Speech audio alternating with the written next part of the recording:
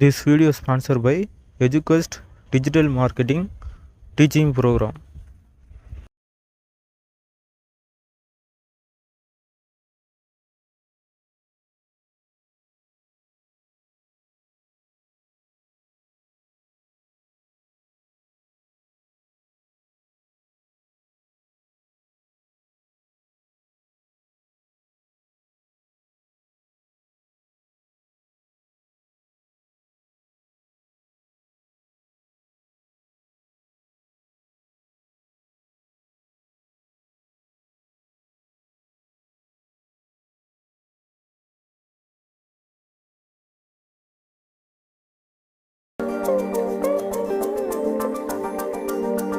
ஜூலை 10 3 வயதிலேயே தன் தந்தை செய்த கணக்கு பிழையை கண்டு சொன்னவர். முழு வகுப்பு மாணவர்களை பேசாமல் இருக்க தந்த கணக்கை நொடியில் முடித்தவர். அபார திறமையை கண்டு கணித சிறப்பு வகுப்புகளை நடத்தினார்.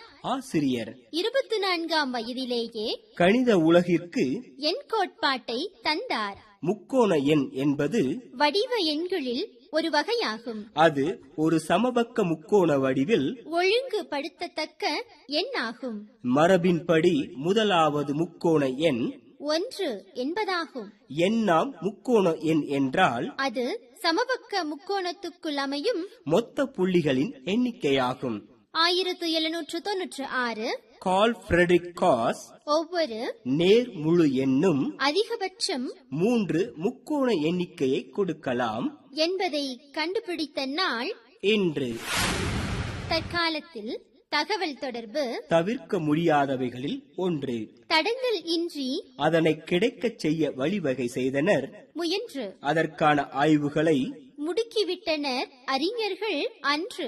முடிவில் கிடைத்தது தீர்வு விண்கலம் என்று.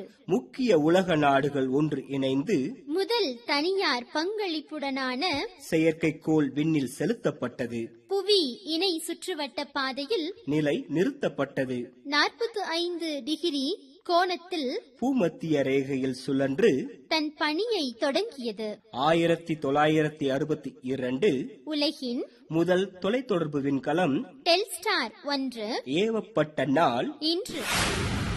1971ஆம் ஆண்டு வெஸ்ட் இண்டீஸுக்கு எதிரான டெஸ்ட் போட்டியில் களமிறங்கினார். 34 சதங்களுடன் 10,122 ரன்களுடன் 1987ஆம் ஆண்டு ஓய்வு பெற்றார். ஆட்டக்காலங்களில் பல ஏற்ற இறக்கங்களை கடந்து வந்தார். மேற்கிந்திய தீவுகளுக்கு விஜயம் செய்த நேரம் முக்கியம் என்பார். ஹூக் ஷாட் அடிப்பதில் கைதேர்ந்தவர்.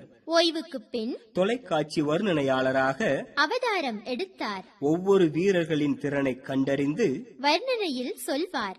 கிரிக்கெட் உலகில் கண்ணியமான கனவான் கவாஸ்கர் 1949 இந்திய கிரிக்கெட் வீரர் சுனில் கவாஸ்கர் பிறந்த நாள் இன்று.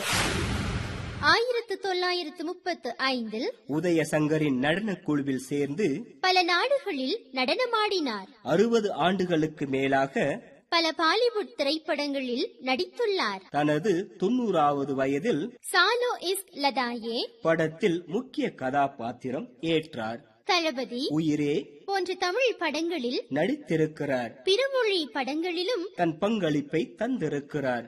இந்தியாவில் திரைத்துறைக்கு வழங்கும் பல பதக்கங்களை பெற்றிருக்கிறார். தனது 102வது வயதில் காலமானார். 2014 இந்திய திரைப்பட நடிகை ஜோரா சேகல் நினைவு நாள் இன்று.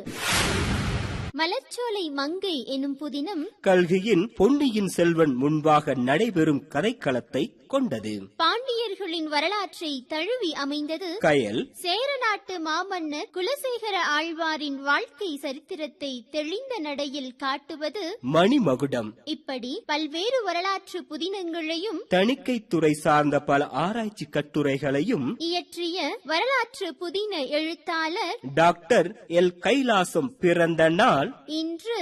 ஆண்டு 1958. காட்சிகள் நம் கண்களை கவர்ந்தால் கனப்பொழுதில் நாம் காட்சிப்படுத்துகிறோம் ஒளிப்படங்களாக. உலக காட்சிகளை வண்ணமும் தூரிகையும் இல்லாமல் அப்படியே படம் பிடிக்கும் ஒளிப்பட கருவியை உருவாக்க கொண்டார் ஆவல். அதன் விளைவாக பல முயற்சிகளுக்கு பின்னர் உருவாக்கினார் டாகுவேரியோ வகை என்ற நிழற்பட கருவியை. பிரான்சை சேர்ந்த நிழற்பட கலைஞர் இயற்பியலாளர் லூயி தாகர் மறைந்த நாள் இன்று ஆண்டு 1851. This video is sponsored by EduQuest Digital Marketing Teaching Program.